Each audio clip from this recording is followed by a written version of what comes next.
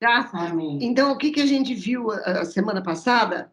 A gente viu que Deus estava repreendendo, estava usando Isaías para exortar Judá, porque Judá estava fazendo o quê? Ela estava buscando, os líderes estavam buscando proteção nos homens e não em Deus, tá? Foi o nosso último assunto ainda, no, que ele fala lá, Egito é homem e não Deus, por quê? Porque vocês vão buscar apoio no braço do Egito, né? Em vez de buscar apoio no braço de Deus. Não é, isso não aconteceu, não foi a primeira vez que aconteceu na história de Israel, tá? Isso acontecia tanto no Reino do Norte e passou a acontecer também no Reino do Sul.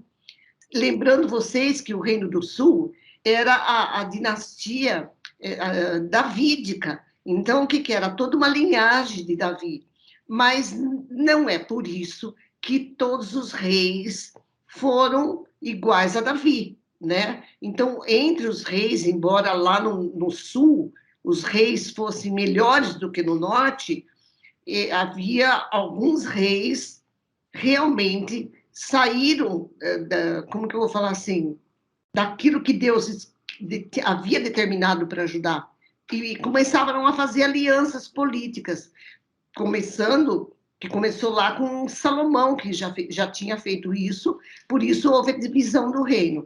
Então, várias vezes, Deus usa diferentes profetas, Miqueias, que foi contemporâneo de Isaías, para dizer, ó, não é assim, vocês estão errando, tá? Vocês têm que se arrepender e voltar para mim.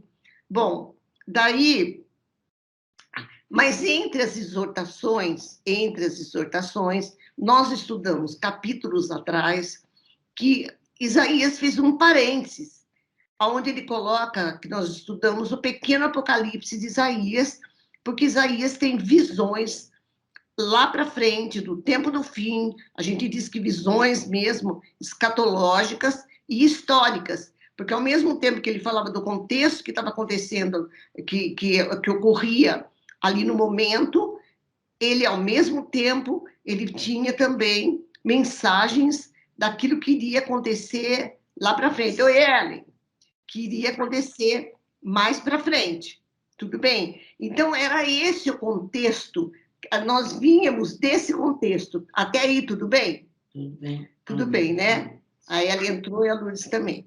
Então, gente, vocês estão me ouvindo? Todo mundo está me ouvindo? Tá? Então, veja só. Daí, quando Isaías, até no o capítulo 34, vai ser assim um capítulo onde ele vai parar de falar do juízo que ele vai lançar sobre as nações. Mas ele continua intercalando. Por exemplo, no capítulo 32, ele vai falar sobre o reinado do justo rei. Gente, ele está falando do momento da história. De repente, o profeta vê quem? Jesus lá na frente. Esse é um capítulo que a gente pode dizer que é um capítulo escatológico. Ele está falando de Jesus, ele está falando da linhagem de Davi, porque Jesus ele veio da linhagem de Davi. Agora, antes, no meio dessa, veja só, o reinado do justo rei. Se você estiver me acompanhando aí, você vai ver que ao mesmo tempo que ele vai falar do reinado de Jesus, que ele vai falar que vai ser um reinado diferente, que esse justo rei vai servir de refúgio para os desamparados. Quando chega no capítulo 9, ele começa a repreender as mulheres de Jerusalém. Por que ele se volta para as mulheres de Jerusalém? Veja, gente, eu estou resumindo, hein? Acontece que essas mulheres que ele estava repreendendo eram mulheres que pertenciam à aristocracia, eram mulheres, como que eu vou dizer, eram nobres e mulheres que viviam, ele vai usar como exemplo, porque essas mulheres, elas punham sinos nos pés, elas punham, quando elas saíam, todo mundo sabia que elas estavam chegando, porque elas faziam barulho com as suas bijuterias e tudo. Então, elas chamavam atenção e viviam despreocupadamente. Então, Isaías está dizendo, vocês, mulheres nobres, vocês pensam que a situação de vocês vai continuar para sempre dessa maneira? Não vai. Porque vai chegar um tempo onde todos esses aparatos que vocês têm, todo esse conforto, todas essas joias vão deixar de existir. Ele diz lá, porque o palácio vai ficar abandonado, a cidade vai ser destruída. Então, de repente, ele volta a falar novamente da destruição de Jerusalém. Não esquecendo, gente, que Jerusalém, o Reino do Sul, seria destruído no ano 586, ele ia cair de vez na mão de Nabucodonosor. Não esquecendo também que nós estamos em torno do ano 700 aqui. Claro, 700. O que está acontecendo no ano 700? Quem lembra? O norte já estava onde? Nas garras de quem? Da Assíria. Lembra disso?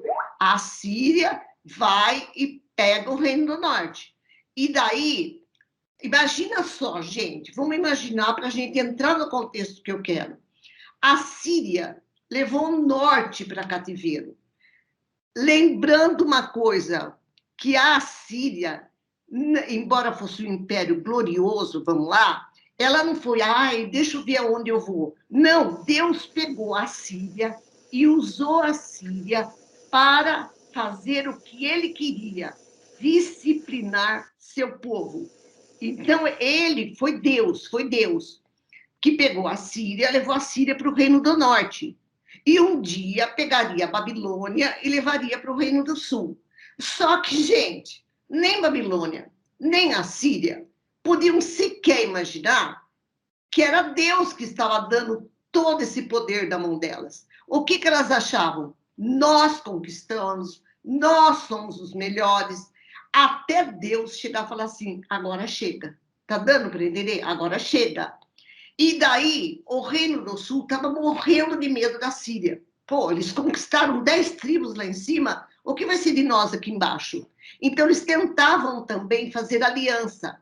Eu não sei se vocês lembram que nós estudamos, capítulos atrás, que um dos reis, que foi péssimo, o rei Acás, foi fazer aliança com a Síria, lembra? Morria de medo da Síria. Ele pegou, gente, para ter uma ideia, o rei Acás foi lá na Síria, pegou o modelo dos altares pagãos da Síria, mandou fazer, segundo o modelo lá que ele via, arrancou o altar do templo de Deus em Jerusalém e mandou colocar os altares pagãos. E daí, sabe o que ele fez aí na cara de pau? Ele vai e sacrifica nesse altar pagão. Ele foi um péssimo rei. Ele levou mesmo a nação a rolar barranco, tá? Ainda bem que depois veio o pai dele, que era bom, um bom rei. Mas então, eu estou passando assim rápido para mostrar para vocês o contexto que nós estamos estudando. É o mesmo de antes, né? Tá? Está repetindo. Daí, quando você entra no capítulo, olha só como eu estou passando rápido, no capítulo 33, eu não vou, é um capítulo grande. Por que nós vamos passar bem rápido por isso? Porque o capítulo 33 vai falar do rei Ezequias e de Senecaribe, que é o que nós vamos estudar no capítulo 36, que vai ser o nosso estudo de hoje, tá? Então, não vou me deter aqui. Ele vai falar a aflição e o livramento de Jerusalém. Ele vai começar, ai de ti, destruidor, tá? Ele vai falar da Síria. Ele vai falar da Síria porque a Síria, embora ela não consiga e não vai conseguir destruir Jerusalém, ela cerca Jerusalém um período aí, porque Deus permitiu, tá? Então, aqui vai descrever o cerco de Jerusalém e o livramento que Deus deu para Jerusalém. Precisamos ler e entrar em detalhe aqui? Não, porque nós vamos estudar isso no capítulo 36. Ok até aí? Até? Agora, olha só. Vamos falar rapidinho do 34. O 34, a indignação de Deus contra as nações. Lembra que eu falei que era a última coisa que Deus ia falar aqui contra as nações? O 34 e o 35 são contrastes. Porque o 34 vai falar que um dia Deus vai se levantar contra as nações. É uma coisa assim bem escatológica. Você vai falar assim para mim, mas escuta, Nanda, Eu estou vendo aqui que ele está falando de Edom. Parece que aqui, em algum capítulo aqui, algum versículo, desculpa, ele vai falar de Edom. Na realidade, Edom representa o mundo ímpio, o mundo ímpio. Você quer ver como é escatológico o negócio? Quer ver? Vou ler para vocês, acompanha aí. 34, 2, 3 e 4. A indignação do Senhor está contra todas as nações, o seu furor contra todo o exército delas. Ele as destinou para a destruição e as entregou à matança. Os seus mortos serão lançados fora, dos seus cadáveres subirá o mau cheiro, e do sangue deles os montes se inundarão. Agora, todo o exército do céu se dissolverá, e os céus se enrolarão como quem? Um pergaminho. Todo o seu exército cairá como cai... Que exército? Do céu. Como cai a folha da vide e a folha da figueira. Então, nós sabemos, gente, que isso não aconteceu no passado. Não é?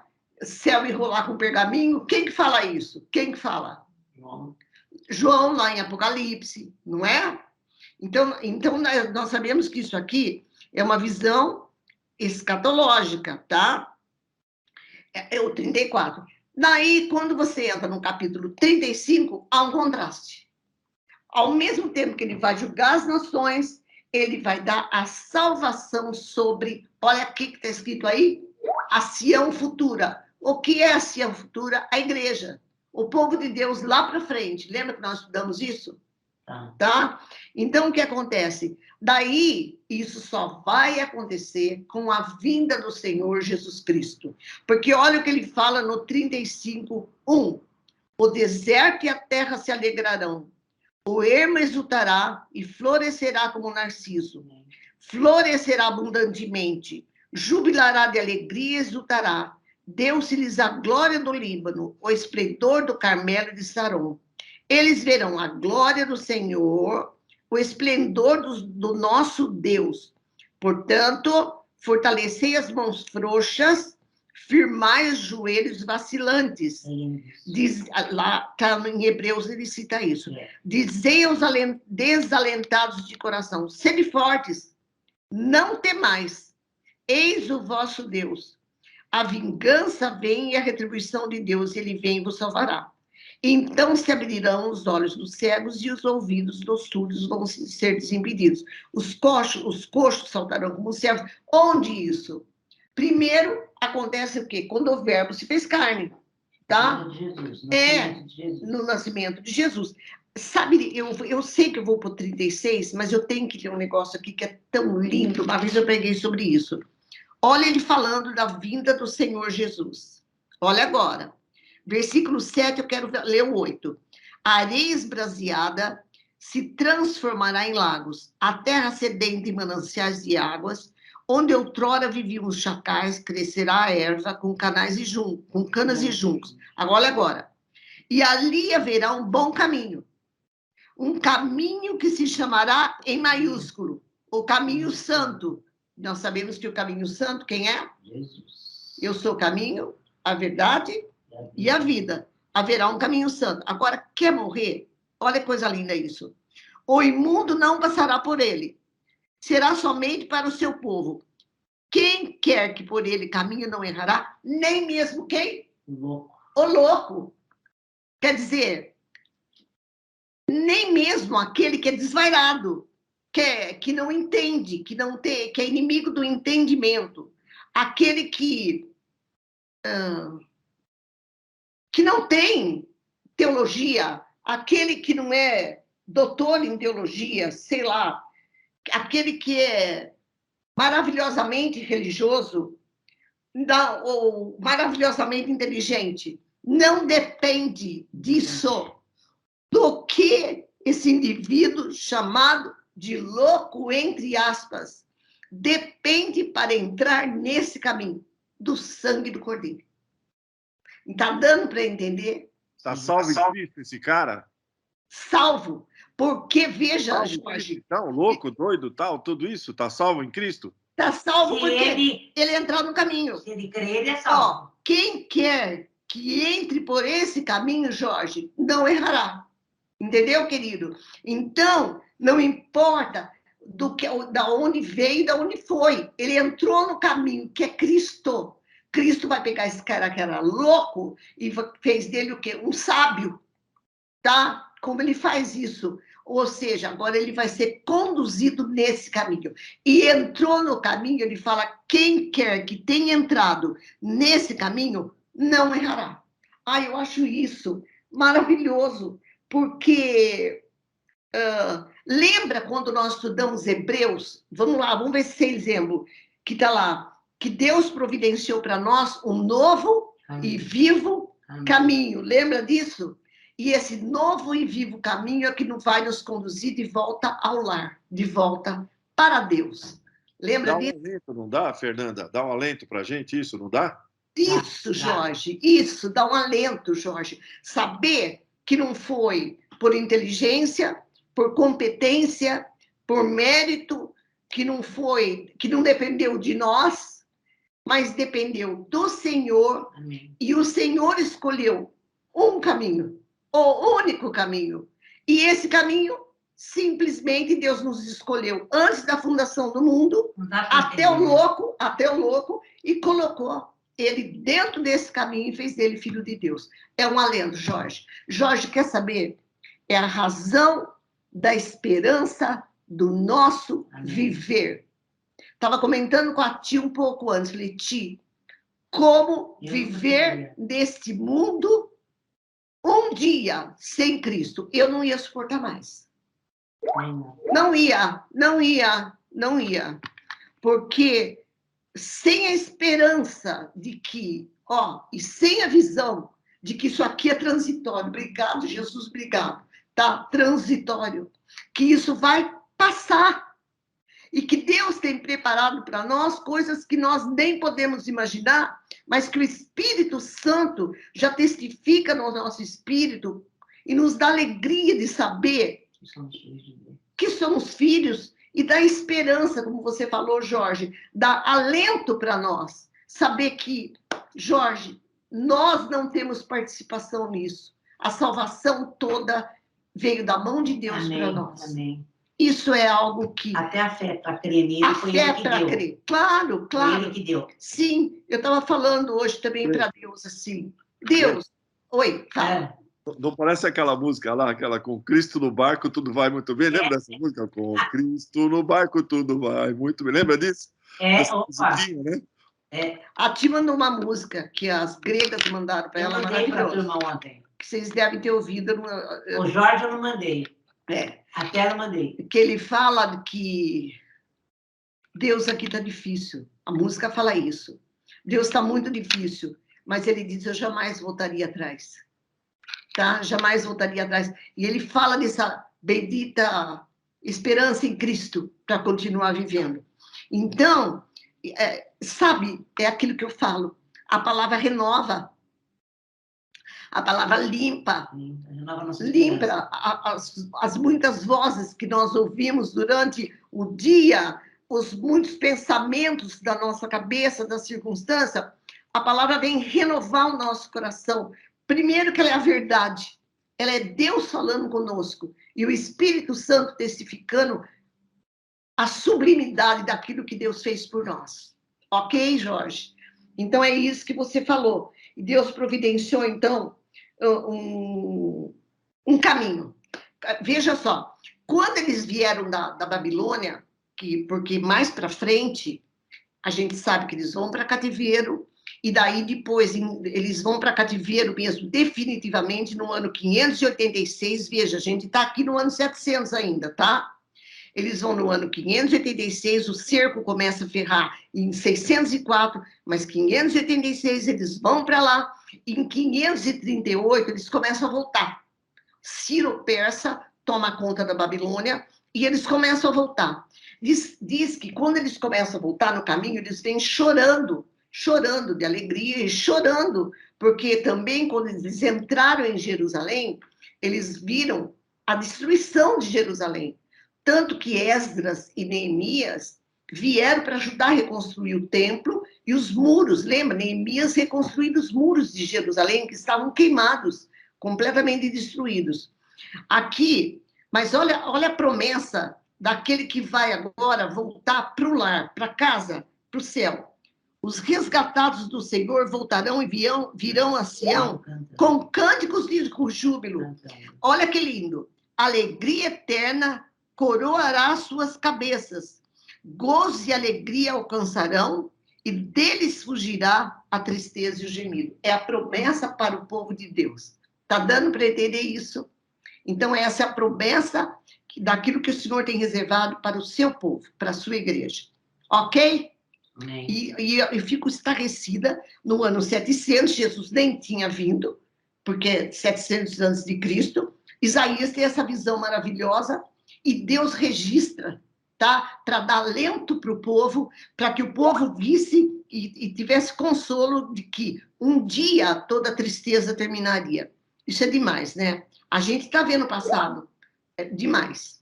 É verdade. Confiar, é isso mesmo, Ellen. Isso mesmo, querida. Agora, vejam, vamos entrar na história de Senecaribe. Então, qual é a história? Vamos contar o contexto. Nós sabemos que quando nós começamos a estudar Isaías, fala que lá ele assumiu, ele foi chamado no ano da morte do rei Uzias. Quem lembra disso? Era o rei Uzias. Uzias teve um filho chamado Jotão, que continuou a reinar por um tempo, porque Uzias até foi um bom rei. Jotão também não foi um mau rei, tá? Ele não foi bom como Ezequias, mas ele não foi mau rei. Só que, qual foi o problema? O problema é que Jotão teve um filho chamado Acás, que foi uma barbaridade, que nós já falamos bastante dele. Agora, Acás, por sua vez, teve um filho muito bom, que é o rei Ezequias. Tá? Acás tentou negociar com a Síria, tentou fazer aliança com a Síria, só pisou na bola. E morreu, subiu no trono quem? Ezequias, que ele fez uma reforma muito legal, gente, muito legal. Ele fez ele tirou poste ídolo que o pai dele tinha deixado, ele tirou toda a idolatria de Judá, ele começou a trazer uma renovação espiritual para a nação que estava muito perdida no meio de tanta idolatria que a casa havia implantado lá, tá? Então, ele foi diferente. Mas o que acontece? Nós vamos ler agora. Senaqueribe, que era um príncipe assírio, vai cercar Judá. Mas Fernando, ele não tinha conquistado o norte, por isso mesmo, ele se achava bom demais. Ele falou, quer saber? Conquistei o norte, agora eu vou conquistar o sul. Só que agora quem estava no trono era Ezequias. Ezequias tentou até fazer uma aliança com ele. Vamos ver se a gente fica em paz. Ele chegou a pagar tributo para o rei da Síria, mas ele foi enganado. Ele chegou a pagar tributo, ele deu prata e deu ouro para o rei da Síria, mas o rei da Síria falou, pode dar, porque eu vou atacar você do mesmo jeito. E ele foi fazer isso. Então, era esse quem era Senecaribe. E Isaías mandava presente para Ezequias mandava presente para eles, tá? Mas Isaías chegava e falava, ô Ezequias, pode parar, você vai ter que confiar no Senhor. Então, vamos ler aqui para a gente ver o contexto do que aconteceu. Olha lá, Senaqueribe invade Judá, porque eu quero que o Senhor fale ao nosso coração, porque vai ser um exemplo para nós hoje, tá? Então, no ano 14º, fazia 14 anos que Ezequias estava no poder, subiu Senaqueribe, rei da Síria, contra todas as cidades fortificadas de Judá. E começou a tomar, ó, e as tomou, tá? O rei da Síria envia, então, Rabsaqué. Rabsaqué não era um nome, era um título. Ele era comandante-chefe, tá? Do exército de Senaqueribe. Ele manda, então, esse comandante de Laquis a Jerusalém para falar com o rei Ezequias e manda um grande exército. Parou ele na extremidade do aqueduto lá do Açude Superior, junto ao caminho do campo do lavadeiro, onde o rei Ezequias costumava falar, e daí saíram a encontrar-se com o Rabsaque, quem? Eliaquim, filho de Ilquias, o mordomo. Eliaquim, ele era um... Como que eu vou falar? Ele não era conselheiro, gente, ele era administrador, tá?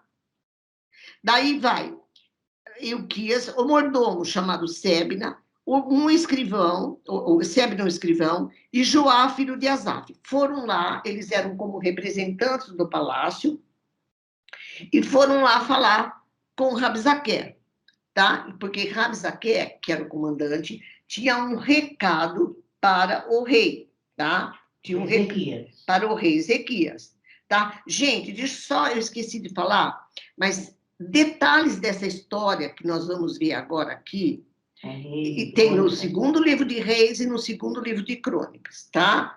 Lá também tem detalhes. Bom, ele manda lá para falar. E daí o que acontece? Rabsaque disse, olha, eu tenho um recado para Ezequias.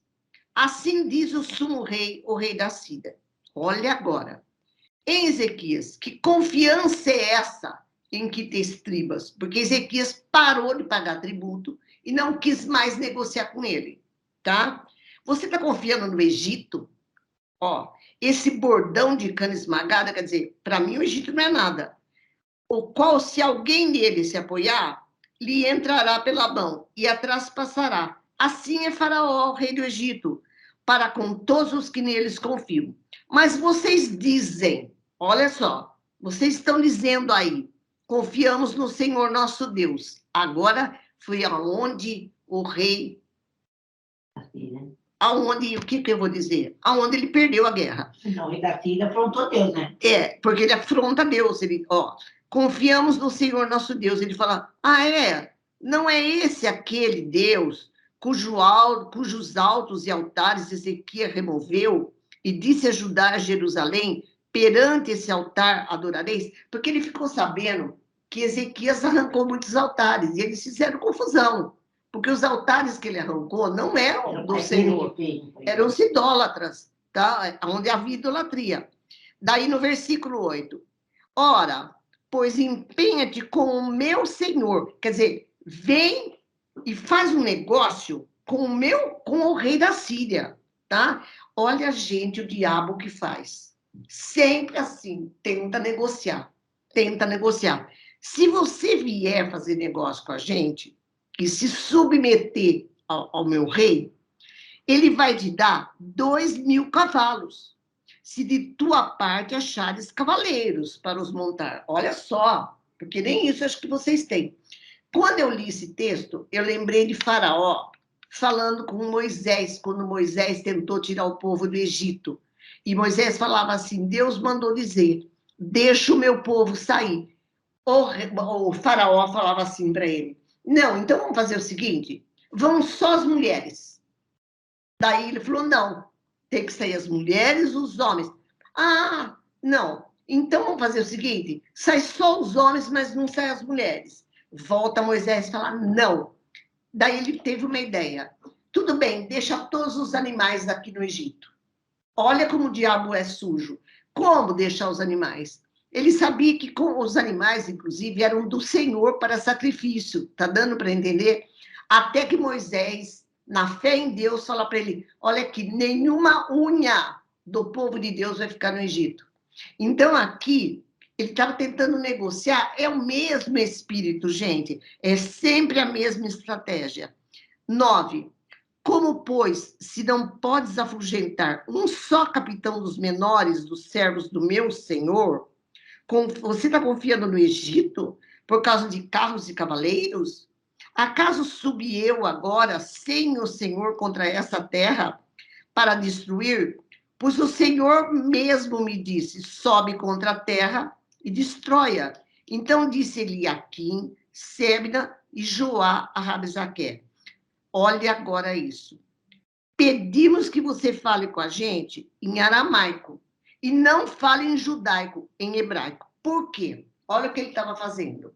Na realidade, o comandante, o Rabsaque, ele estava sobre os muros, aqui não está explicando direito, mas nos outros livros sim. Ele pegou um lugar alto e começou a gritar em cima do muro, não só para Ezequias ouvir.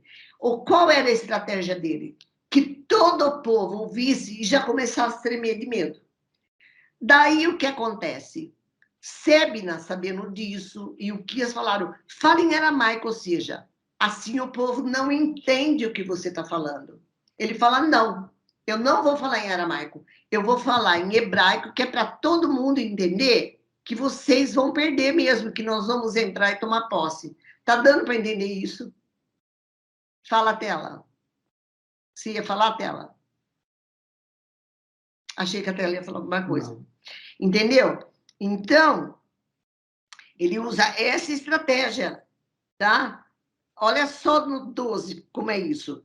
Rabzaqué disse para eles, por acaso meu senhor me mandou só para dizer essas palavras só a ti, a teu senhor? E não antes aos homens que estão assentados sobre os muros, tá vendo? Ele estava em cima do muro lá, sobre os muros, para que comam convosco o seu próprio excremento, olha, e bebam sua própria urina, quer dizer, vocês vão morrer de fome. Então Rabzaqué se pôs em pé, lá em cima do muro, e clamou em alta voz em judaico e disse, ouvi as palavras do sumo rei, rei da Síria. Assim diz o rei da Síria, não vos engane Ezequias, porque ele não vai poder vos livrar. Nem tampouco Ezequias vos faça confiar no Senhor. Aí foi dado, perdeu a guerra, perdeu, ó. Não vos faça Ezequias confiar no Senhor, porque o Senhor certamente nos livrará. Olha isso. E essa cidade não será entregue. Peraí, o Senhor... porque ele disse assim, ó, não confie em Ezequias, porque Ezequias está falando o quê? O Senhor vai nos livrar.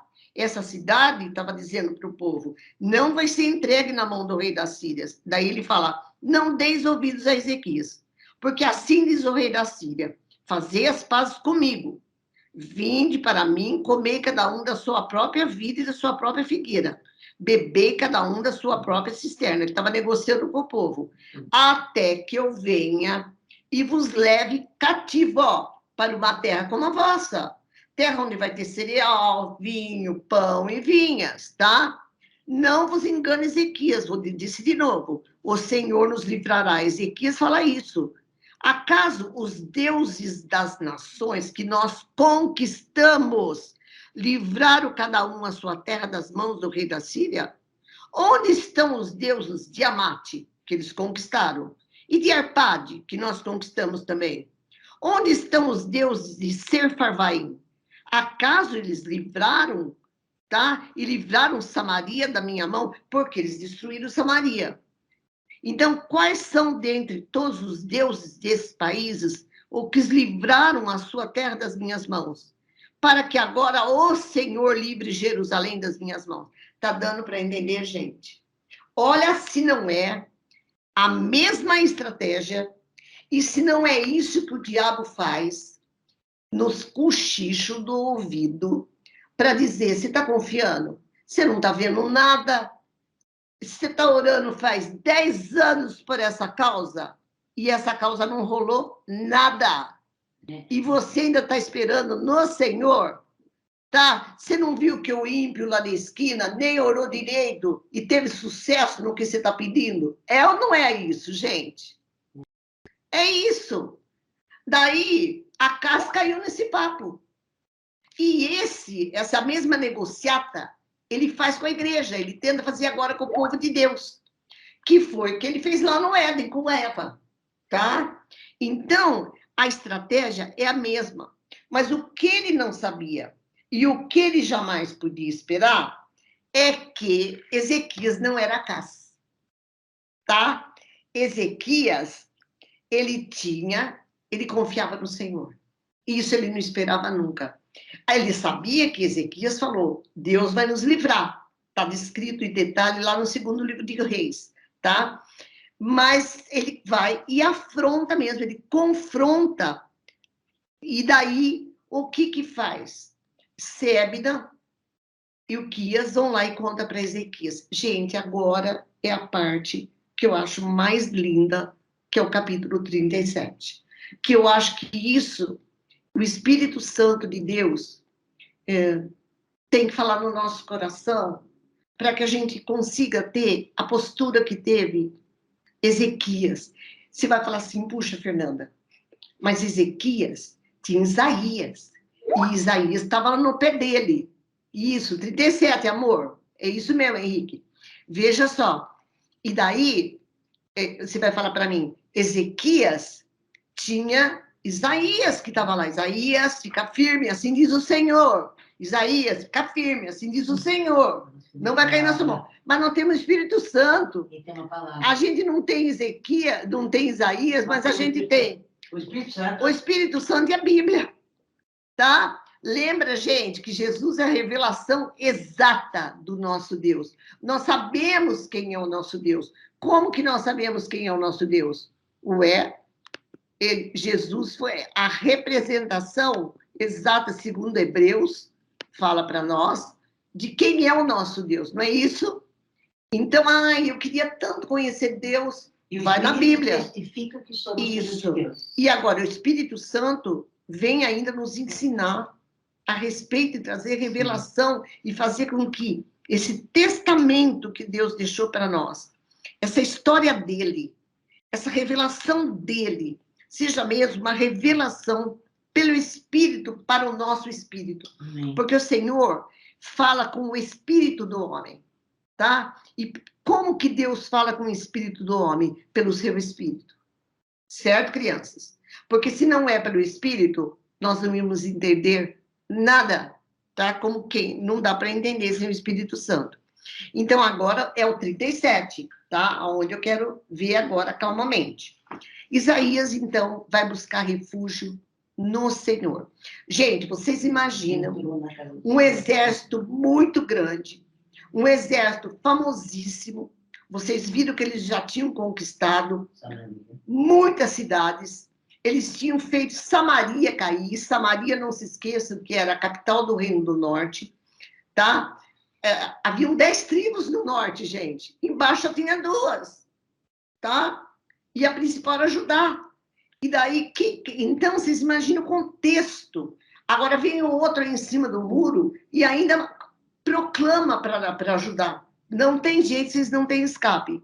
Mas Isaías vai, fala com Ezequias, aconselha Ezequias, e Ezequias, ele fica indignado de ver que o rei da Síria teve a coragem de afrontar o Senhor. O que ele faz? 37:1. Tendo o rei Ezequias ouvido isto o quê? O que Rabsaqué falou.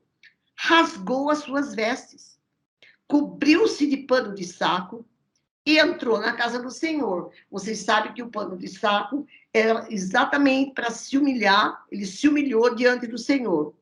Então enviou a Eliaquim, o mordomo, a Sebna, o escrivão, e os anciãos dos sacerdotes, com vestes de saco, ao profeta Isaías, filho de Amós, os quais lhe disseram: assim diz Ezequias, esse dia é dia de angústia, Isaías, de castigo, de vergonha, porque filhos são chegados da hora de nascer e não há força para dar-los à luz. Ou chega, nós estamos numa situação que nós não sabemos como nós vamos resolver isso agora, ou como que nós vamos escapar, tá? Porventura o Senhor teu Deus terá ouvido Isaías, o que disse Rabsaqué, a quem o rei da Síria, seu senhor, enviou para afrontar o Deus vivo, e repreenderá as palavras que o Senhor ouviu. Faze, pois, tuas orações pelos que ainda subsistem. Foram, pois, os servos do rei Ezequias e foram falar com Isaías. E agora vem a resposta do Senhor para Isaías. Olha a resposta. Isaías diz lá, Isaías lhes disse: dizei isso ao vosso Senhor. Assim diz o Senhor: não temas por causa das palavras que ouviste, com as quais os servos do rei da Síria blasfemaram contra mim.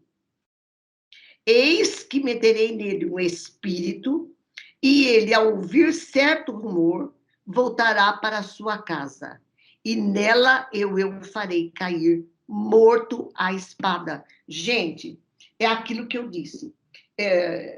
Senecaribe, ele não tinha consciência de que ele era um instrumento na mão de Deus. Ele não tinha consciência que o poder não era dele. Ele não tinha consciência, tá, daquilo que Daniel falou lá. Deus é que estabelece reis e remove reis. Ele não tinha consciência de quem era o Deus que de verdade ele estava afrontando.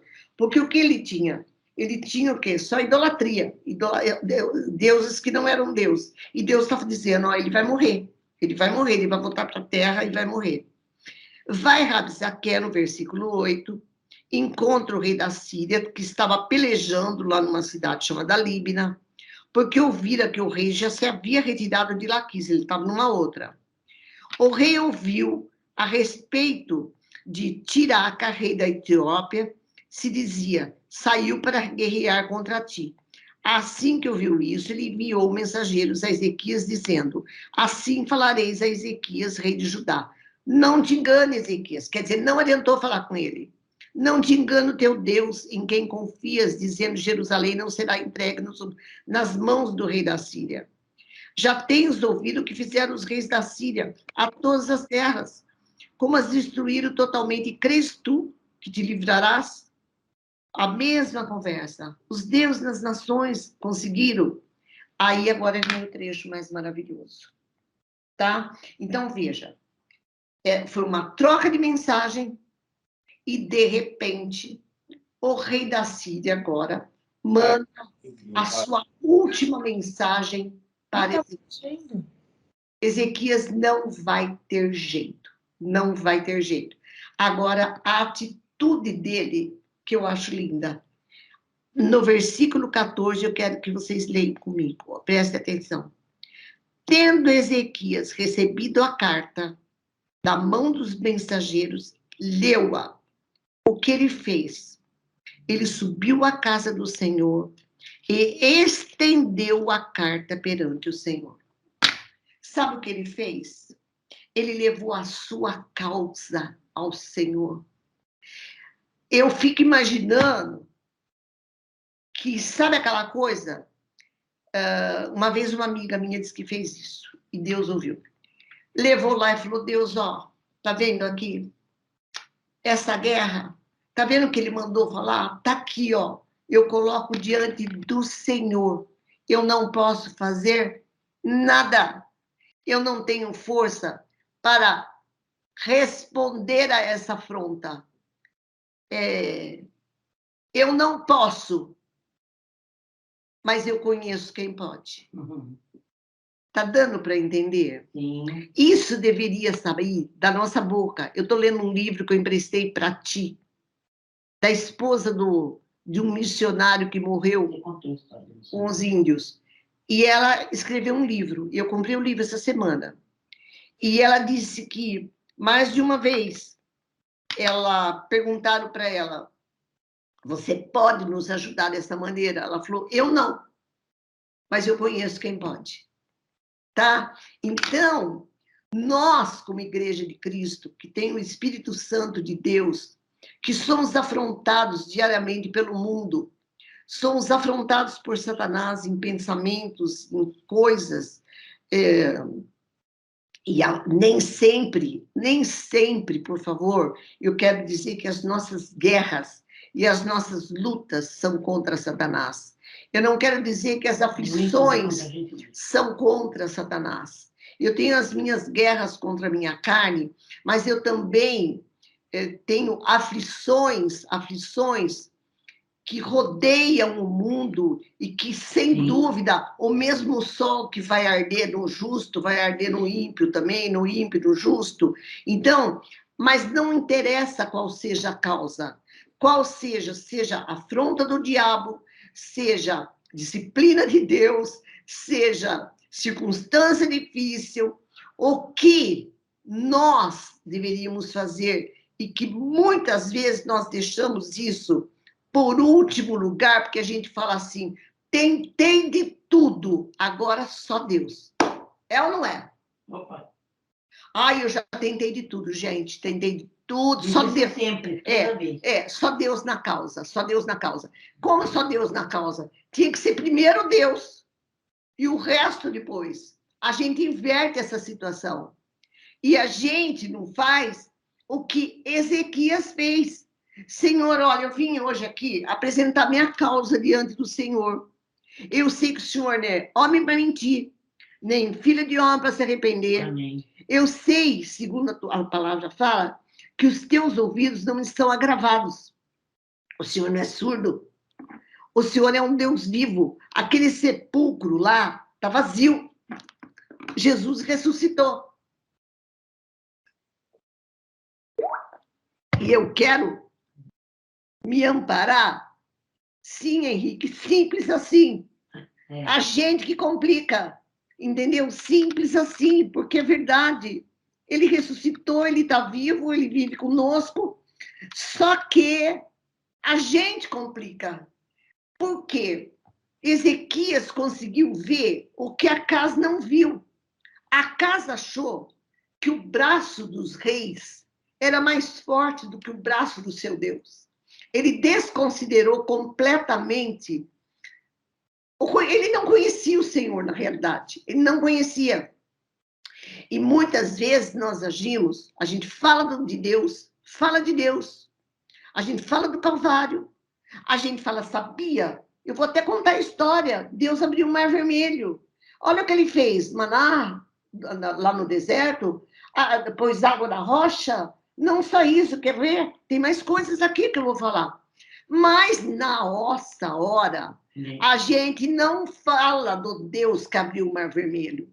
Não é o Deus que tirou os homens da fornalha, não é o Deus de Daniel, não é o Jesus que nós aprendemos na palavra, o verbo que se fez carne, que ressuscita morto, e mais, que morreu por nós e ressuscitou, e que está sentado como nosso advogado, porque isso a palavra nos garante, diante do Pai.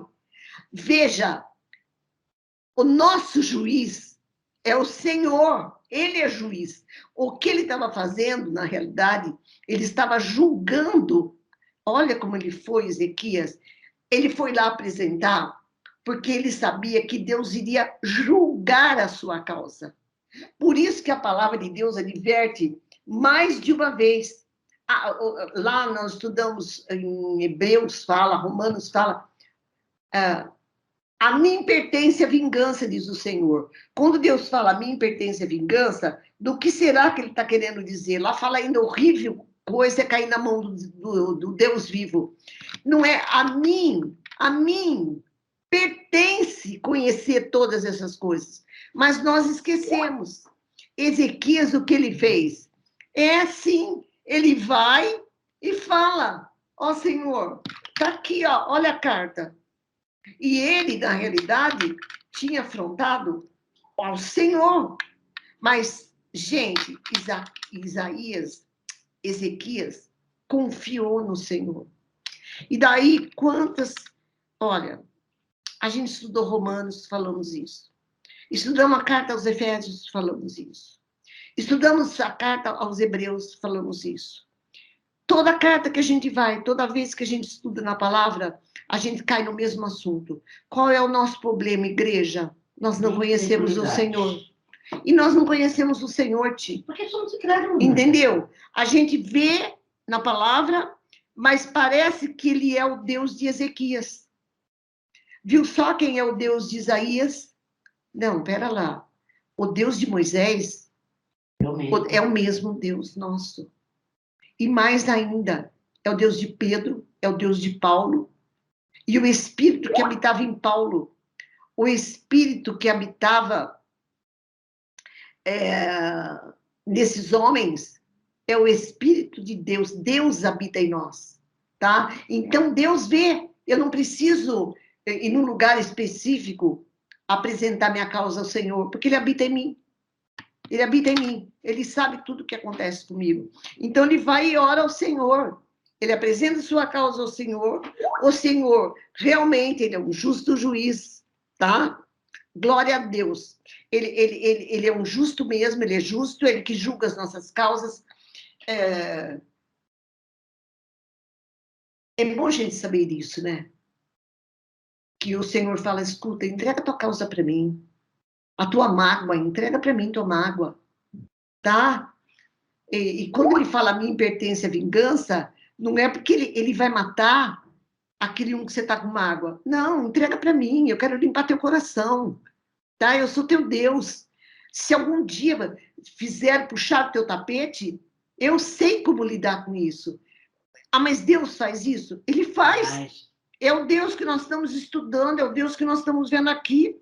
Ele vai e ora ao Senhor dizendo, ó Senhor dos exércitos, Deus de Israel, que estás entronizado acima dos querubins, tu somente és o Deus de todos os reinos da terra.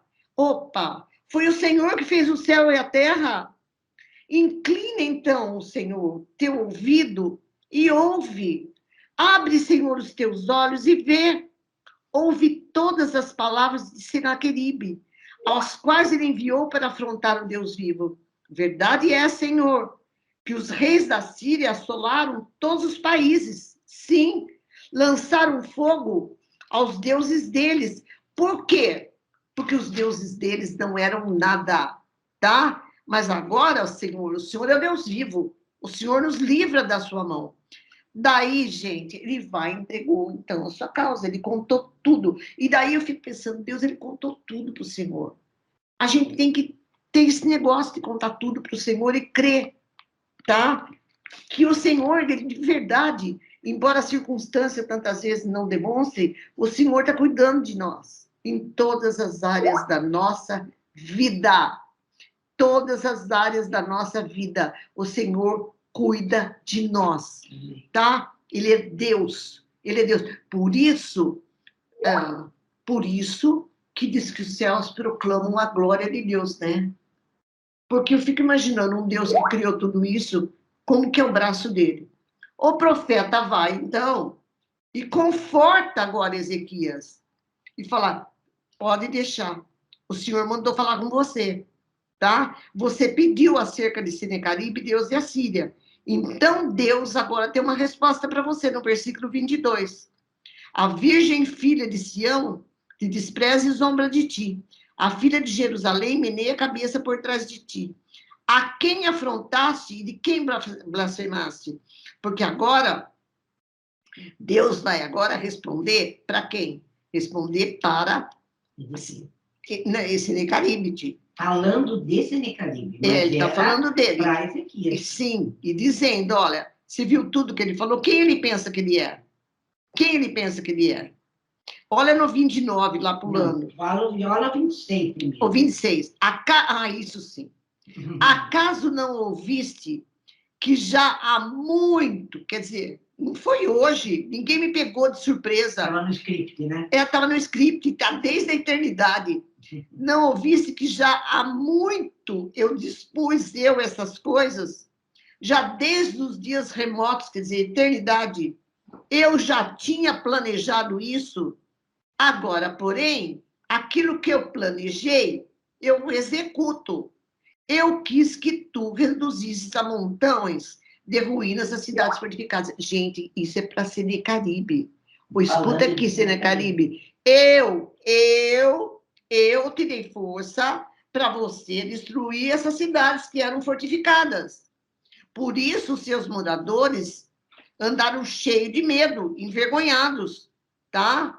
Eles ficaram como a erva do campo, a erva verde, o capim do telhado, o cereal queimado, quer dizer, morreu tudo. Mas eu conheço o teu assentar, o teu sair, o teu entrar, e o teu furor, Senaqueribe, contra mim. E por causa do teu furor contra mim, e por causa de ver essa tua arrogância, que subiu até os meus ouvidos, eis que porei o meu anzol no teu nariz, o meu freio na tua boca, e te farei voltar pelo caminho de onde vieste. Isto, olha, será por sinal. Este ano se comerá o que espontaneamente nascer. No segundo, o que daí proceder. Mas no terceiro ano, porém, semeai, colhei, plantai vinhos e comei os seus frutos. O que escapou da casa de Judá e ficou de resto, tornará a lançar raízes para baixo e de dar fruto por cima. Quer dizer, Judá será restaurada, porque de Jerusalém sairá o restante, haveria um remanescente, e do monte Sião o que escapou. O zelo do Senhor fará isso. Pelo que assim diz o Senhor acerca do rei da Síria, ele não entrará nessa cidade, nem lançará contra essa cidade flecha nenhuma. Não virá perante ela com escudo, nem há de levantar trincheiras contra ela. Pelo caminho de onde ele veio, por esse ele vai voltar. Mas nessa cidade ele não vai entrar. Por quê? Porque eu defenderei essa cidade para livrar por amor de mim e por amor do meu servo Davi. Gente, o que acontece naquela noite? Olha que coisa louca no 36. Então saiu o anjo do Senhor e feriu no arraial dos assírios a 180.000. E quando se levantaram os restantes pela manhã, todos eram cadáveres. Retirou-se, pois, Senaqueribe, rei da Síria, e foi embora. Foi em Nínive, que era a capital da Síria, grandiosa Nínive. O que ele fez, gente? Ele foi lá adorar o Deus dele, lá na casa de Nisroque, seu Deus. Mas ele tinha 2 filhos. Um chamava Adrimeleque e o outro Sarezer. Seus filhos, enquanto ele estava lá no pé do Deus lá, mataram ele à espada, fugiram para uma terra chamada Ararat e outro, seu filho, reina em seu lugar. Morreu do jeito que Deus falou que ia morrer. Morreu do jeito que ele falou que ia morrer. Então, aquilo que eu disse, ele não sabia que ele era instrumento na mão de Deus. E outra coisa que ele não sabia, que os limites dele eram traçados por Deus. Como... Eu fiquei pensando, né? É. Você imagina uma cidade que era fortificada pelos muros, o povo de Deus dentro dos muros, o povo da Síria, que era muita gente. Muita. E fazendo muito barulho, muito barulho. Isso. E Deus vem e fala para Ezequias, que era o rei de dentro. Eles não vão nem tocar em vocês. Imagina como que esse homem pôde crer nesse barulho todo do inimigo em volta. Sim, tia. Comece a imaginar. Daí a gente está guardada, a gente crê nisso, daí vem muitas vozes em volta e fala, agora você vai cair, porque agora vai acontecer isso, porque agora eu vou te pegar por esse lado, porque agora você vai perder tudo, porque agora eu te mato, porque agora o teu filho, porque agora é papá. E até que ponto a gente vai ficar esperando que realmente não vai chegar na nossa casa? Sim. Tem que, olha, só o Espírito Santo de Deus para segurar a gente. Agora eu vou mais longe. Claro. Porque, Maria Letícia, às vezes chega. Claro que chega. E você é o que eu estou falando. E você tem que ter fé para saber que foi Deus. Claro que foi Deus. Entendeu?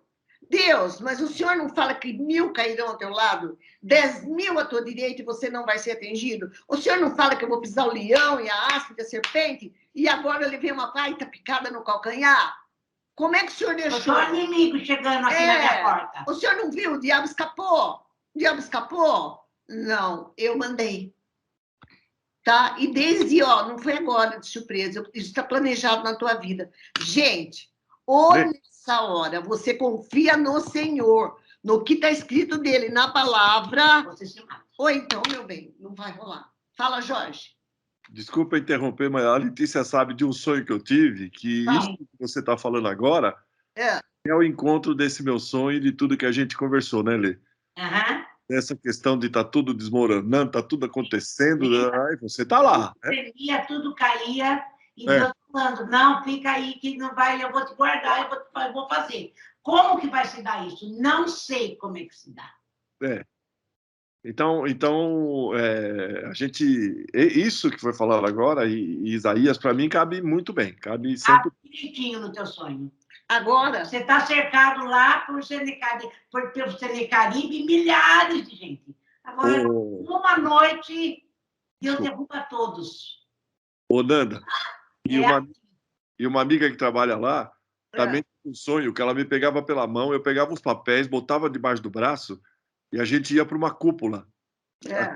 E a gente ficava dentro da cúpula e não acontecia nada com a gente. Olha aí, ó. Olha aí, ó. É isso aí. Foi coisa de Deus. Foi de Deus mesmo. É isso aí. É loucura isso. Loucura de Deus, né? Como é que é? Os loucos, os desvairados. Não errarão o caminho. Os loucos não errarão o caminho, Jorge. Gente, daí eu lembrei, já que nós estamos falando de quem é o nosso Deus, da soberania de Deus, tem um trecho que eu amo, já deu muita discussão entre nós, quando nós estudamos Romanos, mas eu vou ler de novo. Vou ler de novo, porque eu adoro. Está lá, Romanos 9. Romanos 9 está falando da soberania de Deus, quando Deus escolheu Jacó e não Esaú. Lembra disso que nós estudamos? Eu vou só ler alguns versículos. Porque, às vezes, a gente não entende o agir de Deus na nossa vida, tá? Certas permissões de Deus, e, de repente, se orou com certeza de que Deus ia pôr você de pé, e Deus põe você sentado, tá? Daí ele fala a respeito das decisões de Deus. Que diremos, pois, no versículo 14 do capítulo 9 de Romanos? A injustiça da parte de Deus? De modo nenhum. Porque ele diz a Moisés, Moisés, terei misericórdia de quem me aprover ter misericórdia. Compadecer-me-ei de quem me aprover ter compaixão. Assim, pois, não depende de quem quer, ai, delícia, e nem de quem corre, mas de usar Deus a sua misericórdia. Amém. Graças a Deus, porque a Escritura diz a Faraó, ô Faraó, foi para isso que te levantei. Se você tem poder, foi para mostrar em ti o meu poder e para que meu nome fosse anunciado por toda a terra. Logo, Deus tem misericórdia de quem quer, endurece a quem lhe apraz. Agora, a Deus e aí, Deus, está tudo certo? É isso mesmo? 19. Tu, porém, pode dizer, ainda que Deus se queixe ainda, porque quem jamais, então, resistiu à sua vontade? Agora vem o 20. Quem és tu, homem, para discutires com Deus? Porventura pode o objeto perguntar a quem eu fez, porque me fizestes assim?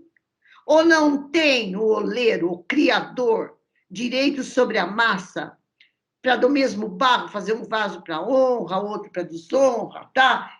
O oleiro tem direito sobre a massa. Tem ou não tem? Tem. Ele está falando da soberania e nem vamos discutir com Deus a respeito disso. Agora, tem um outro texto da palavra que está no Salmo, nesse Salmo maravilhoso, que é o 39, que você adora. Sim, o 39. Tinha certeza, ela adora. Eu gosto. Ela lê todo dia o mesmo. Eu gosto. O Salmo 139, tá? Que está lá falando da soberania de Deus. Senhor, tu me sondas, me conhece, sabes quando me acedo, me levanto, de longe penetras o meu pensamento. Ele não faz isso? O Senhor vê o meu andar, meu deitar, conhece os meus caminhos. Tá? Antes que a palavra me chegue à língua, o Senhor já conhece toda. Então, ele está falando do quê? Da soberania de Deus. Ele fala, Deus, quer saber no versículo 6? Tal conhecimento é maravilhoso demais para mim, Deus. Como é que o Senhor pode saber tudo isso? Isso é muito elevado, Senhor. Eu não posso atingir a grandeza disso. Daí ele começa a falar da soberania de Deus e vai, e vai. Daí no 14 ele diz assim, no 13... Senhor, porque o Senhor me formou, o Senhor formou meu interior. Foi o Senhor que me fez no seio da minha mãe. Graças eu te dou, visto que por modo assombrosamente maravilhoso o Senhor me formou. Deus, as tuas obras são admiráveis. A minha alma o sabe muito bem. Os meus ossos não te foram encobertos quando no oculto eu fui formado e entretecido como nas profundezas da terra, certo? Os teus olhos me viram quando era substância informe. E agora? E no teu livro foram escritos todos os meus dias, cada um deles escrito e determinado quando nenhum deles ainda havia. Gente, isso me dá segurança, firmeza, alegria e esperança. De pensar assim, aconteceu isso. Bem, Deus já sabia, porque todos os meus dias foram contados pelo Senhor. O Senhor, antes que raiar do dia, ele já sabe o meu dia inteiro, porque foi ele que determinou. E mais, hein? O Senhor já sabe o dia que ele vai falar, vem. Ninguém vai segurar. Porque diz que todos os meus dias foram contados pelo Senhor, tá? Então, gente, por isso que basta cada dia o seu mal mesmo, tá? Às vezes, o povo escuta a gente falar essas coisas, acha que a gente não passa nada. Né? Ai, Jesus da glória. A Nanda de manhã, ela falou para mim, porque é quarta-feira, o dia começou quente aqui. É, eu já liguei para ela, falei, Ti, quarta-feira. É. A coisa tá brava. É todo dia, gente, é luta por todos os lados. Entendeu? Então, tá em nós. Vou continuar crendo? Vou. É aquela música, né, Nanda? Eu vou continuar crendo. Parece que tem dia que eu não vou conseguir sim. Foi Jó que falou? Ainda que ele me mate, nele esperarei? Nele esperarei, é. Ainda que ele me mate, nele esperarei. Gente, isso foi tão maravilhoso que nós vimos a destruição. Só vou lembrar vocês rapidamente o seguinte: depois de tudo isso que isso aconteceu, no capítulo 38, que vocês já conhecem a história, eu não vou entrar em detalhes, porque eu quero chegar lá no 39 para encerrar, porque a semana que vem, Isaías 40, eu não abro. Então, veja só. Vocês sabem que Ezequias logo depois ficou doente, de uma doença mortal. Ele estava para morrer. Isaías disse para ele, põe em ordem a tua casa, porque você vai morrer. Isaías faz o quê? Vai lá, deita e pede para Deus acrescentar mais dias a ele.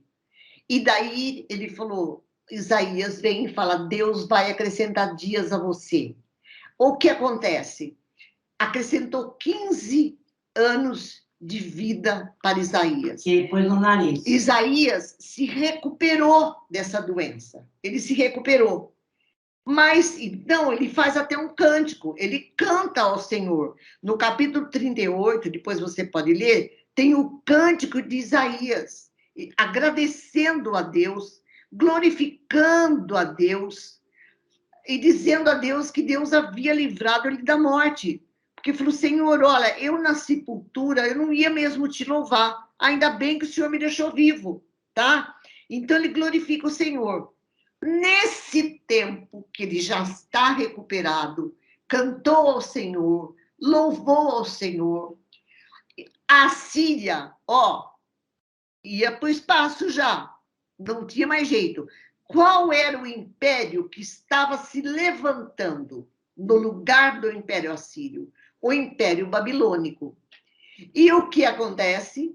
No capítulo 39, a Babilônia manda embaixadores falar com o rei Ezequias. O que eles queriam? Eles queriam fazer uma aliança com o rei Ezequias, porque com certeza sabiam, puxa, Ezequias venceu 185 mil assírios, vai ser um bom aliado para nós. Vamos fazer uma aliança aí. Eu ouvi dizer que o Deus deles é forte, recuperou até ele. Eles vão fazer aliança. Isaías pisou na bola. Você vai falar, não vem falar isso. Estava tão bonita a história dele. Ele não venceu até agora, não confiou no Senhor, confiou. Deus não curou ele, curou. Ele não tirou a idolatria, tirou. Ele não foi um bom rei? Foi. Olha o que aconteceu na vida dele. Ele pisou na bola. Gente, ele vai, não consulta o Senhor e recebe os embaixadores. Quando ele recebe os embaixadores, olha qual foi o problema no 39:2. Ezequias se agradou deles e lhes mostrou a casa do seu tesouro. Ele mostra tudo. Venha ver a prata, venha ver o ouro, venha ver as especiarias, os óleos que eu tenho, todo o arsenal, tudo quanto havia nos seus tesouros. Nenhuma coisa houve, nem em sua casa, nem em todo o seu domínio que Ezequias não lhe mostrasse. Qual foi o problema, Fernando? O problema é que Deus agora manda Isaías acabar com ele. Porque ele se exaltou. Sim. Tá? Ele ficou orgulhoso. Ele foi mostrar tudo o que ele tinha como se fosse, olha o que eu tenho. Olha o que eu conquistei. Ele pisou na bola. Por quê? Primeiro que ele não consultou o Senhor se ele podia fazer aliança com a Babilônia. Errou. Foi Deus que deu, não foi ele que conquistou. E segundo o tesouro que ele tinha, veio das mãos do Senhor. Todo o despojo que ele pegou, foi Deus que colocou na mão dele de guerra. Então ele se exaltou. Lembra de outro rei que se exaltou e foi comer grama como bicho? O rei Nabucodonosor, lá para frente. Lá para frente, na história de Daniel, conta. Olha a Babilônia que eu construí e não deu glória a Deus. Ficou 15 anos vivendo, comendo grama. Não, 7. Desculpa, 7 anos. 15 foi Ezequias. 7 anos comendo grama como bicho. Até que voltou o entendimento a ele. Ele falou, nossa, glória ao Deus de Daniel. Então, mas lá era Nabucodonosor, gente. Aquele Ezequias, que você acabou de ver a história dele. Ele vai e se engrandece. Vem Isaías e fala, você fez isso, então eu tenho uma palavra para você. No versículo 6. Eis que virão dias em que tudo quanto houver em tua casa, com os seus tesouros, que entesouraram os teus pais, até o dia de hoje, pois é, até os filhos, será levado para a Babilônia. Não ficará coisa alguma, diz o Senhor. Dos teus próprios filhos que tu gerares, tomarão, para que sejam eunucos no palácio do rei da Babilônia. Então disse Ezequias a Isaías, boa é a palavra do Senhor, porque pensava, haverá paz e segurança nos meus dias. Mesmo que os filhos fossem ser eunuco, tudo bem, desde que eu me livre, né? Olha como ele estava mal, gente. E outra coisa, ele sabia que não tinha jeito. Era decreto de Deus, Deus já havia decretado. Tá? Então, gente, o que a gente aprende nessa história, né? A gente aprende que, primeiro, ver a soberania de Deus, a força de Deus, ver quem é o nosso Deus, ver os desígnios de Deus, ver como é bom confiar ao Senhor e como é bom vigiar para não pisar na bola. Porque não pensa que está em pé, cuidado para não cair. Paulo fala, você que pensa que está em pé, cuidado para que não caia. Porque, de repente, a gente está tão bem numa área, de repente fala, agora foi. Venci. Mas olha aí, Ezequias, no fim da vida, fazendo isso daí. Gente, é só misericórdia e graça e misericórdia de Deus na nossa vida. E que Deus nos ajude, pelo seu Espírito, a buscar respostas para a nossa vida, a buscar nesse caminho que está descrito nas palavras do Senhor. Entende? Jesus é o nosso exemplo de quem é Deus. Ele é Deus, o Deus encarnado. E que a palavra vinha trazer instrução. A gente vê isso no livro de Provérbios, tá? O homem que busca a palavra do Senhor, não é o Salmo 1 que fala. O homem que está sentado, que ele busca, medita na lei do Senhor, que fala? Ele é como árvore plantada junto a ribeiros de águas, que na estação certa, ele dá os seus frutos. Não estou conseguindo ver o que eu estou fazendo aqui. Certo? Tela, baixa aí. Desliga o celular, Tela. Estou, mas eu vou desligar, porque vai acabar a bateria. Entenderam, gente? Então, é isso que eu queria compartilhar com vocês. Qual é a lição para nós essa noite? Né, gente?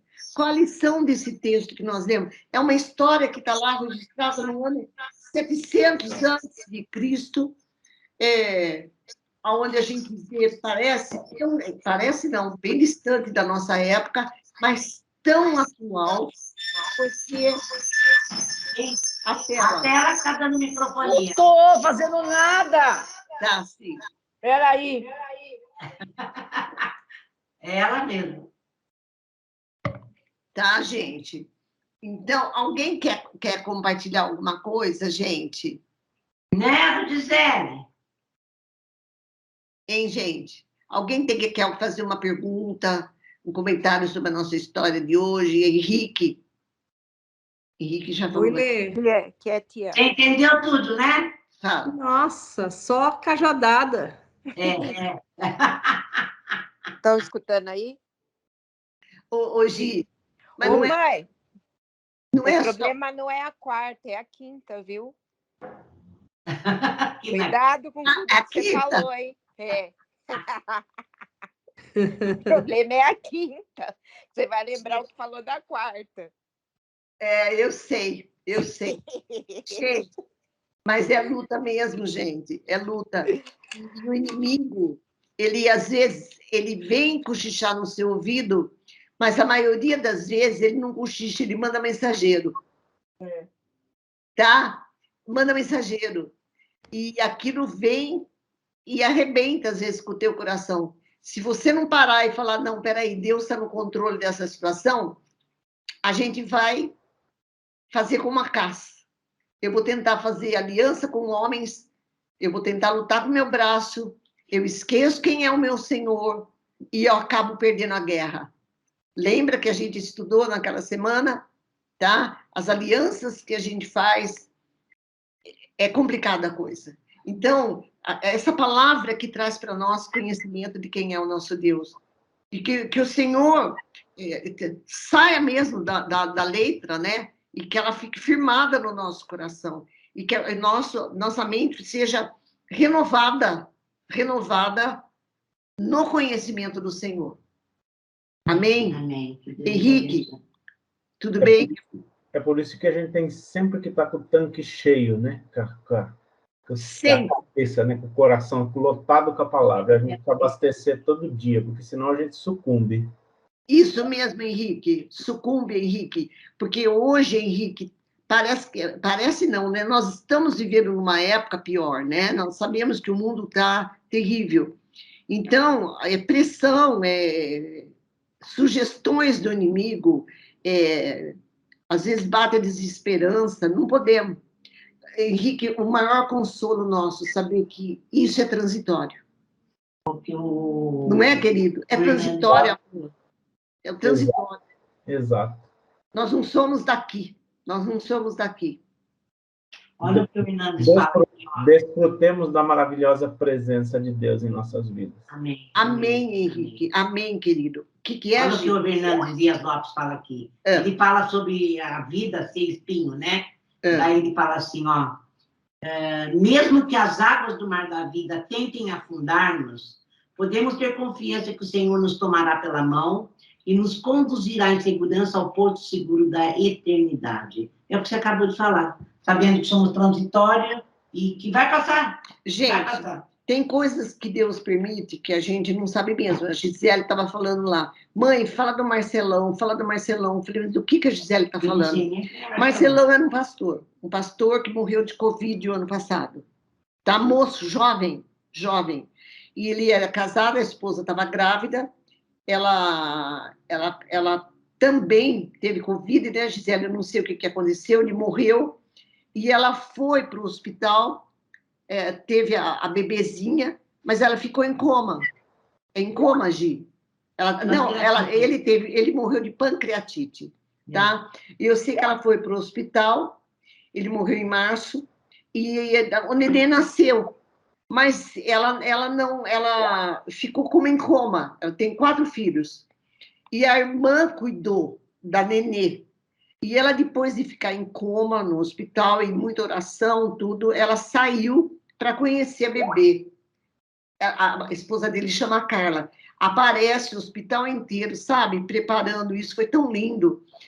E ela via na bebê pela primeira vez, recebendo, e os meninos dela, uma gracinha, os meninos já grandinhos, beijando a mãe. E daí, o que você vê ali? Você vai falar assim, Deus, ele era teu filho, teu pastor. Deixou 4 filhos, e olha, ainda agora que ela está conhecendo o bebê. Mas, gente, se vocês vissem ela louvando o Senhor ali na frente do hospital, sabe, agradecendo a Deus, quer dizer, o que faz? Por isso que o mundo fala que a gente é meio doido. Esse povo de Deus é doido mesmo. É loucura, porque é loucura. Claro que é loucura, mas é uma loucura tão maravilhosa, né? Um mundo que não entende que não é loucura, que na realidade nós vivemos a realidade celestial, não é? E nós sabemos que se ele Deus levou ele com pancreatite porque Deus sabia. E Deus está cuidando dela e dos filhos dela. Não é? Deus sabe a hora de cada um. Nós acabamos de ler. O que importa é a nossa salvação, a eternidade, a gente não perder de vista que somos do Senhor. E que Deus vai estar conosco em todo o tempo. Em toda circunstância que Ele tem preparado para nós lugares celestiais. Não é? Aleluia. Não é? A Naisa falando, ai, morreu hoje, livramento. Também acho, Naisa. Também acho. Naisa. O que a gente é de verdade aparece quando a gente está sob pressão, né? Sim, claro. Então, na realidade, é o que está dentro de nós. Naisa, aí aparece, né, o louvor na hora que a gente imagina que a pessoa vai chorar, né? Ela vai agradecer. É muito lindo isso.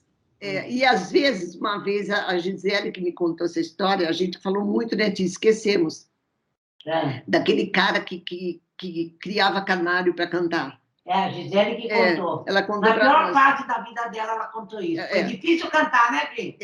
E a Gi gosta muito de cantar, e ela passou por um período muito difícil, e daí, não sei como ela ficou sabendo essa história, mas o indivíduo mostrando como que ele treinava o canário. Eu não sabia que para cantar, ele põe na gaiola e deixa no escuro, tá? Então, ele ficava no escuro. E ali no escuro é que vem aquele cantar dele maravilhoso.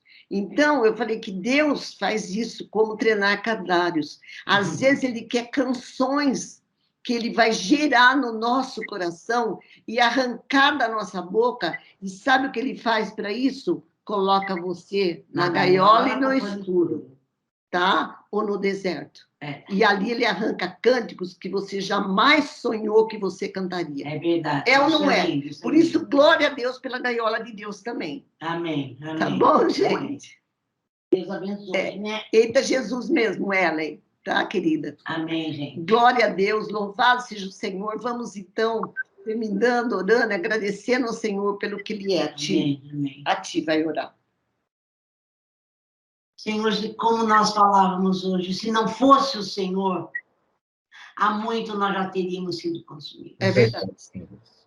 A gente entende que temos que cantar, a gente entende que o Senhor é que põe na gaiola, a gente entende, Senhor, que é no escuro, a gente entende, Senhor, que muitas vezes somos cercados por reis que a gente acha que nunca ganharíamos deles. É verdade.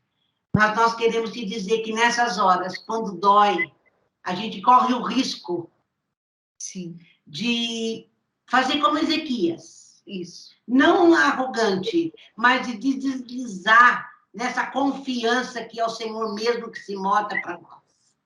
Então, eu quero te pedir, Senhor, que o Senhor possa derramar dentro de nós o seu espírito mesmo, como combustível, como aquilo que pode fazer com que a gente permaneça, apesar da gente mesmo. Sim, que faz com que a gente continue crendo, mesmo no escuro. Espírito Santo, só o Senhor pode fazer isso conosco. Amém. Só o Senhor pode fazer isso conosco, porque, como está escrito, é espírito de fortaleza, de sabedoria, de entendimento e de temor do Senhor. Amém. Senhor, nos enche do teu espírito mais e mais. Amém, nós sabemos que os dias são maus, sabemos que o mar da vida está invadindo o mundo. É verdade. E a gente tem medo que venha nos tragar. Mas mesmo que nos trague, nós queremos dizer, Senhor, como acabamos de ler, Senhor, sabemos para onde vamos, Amém. O Senhor está conosco, bendito é o teu nome. Muito obrigada, Amém. Porque o Senhor deixou escrito para nós, continua crendo, não temas, eu estou no controle. Amém. Bendito seja o teu santo nome. Amém, Jesus. Amém? Amém. Deus nos abençoe. Amém. Amém. Boa noite a todos. Boa noite, gente. Que Deus Obrigada, abençoe.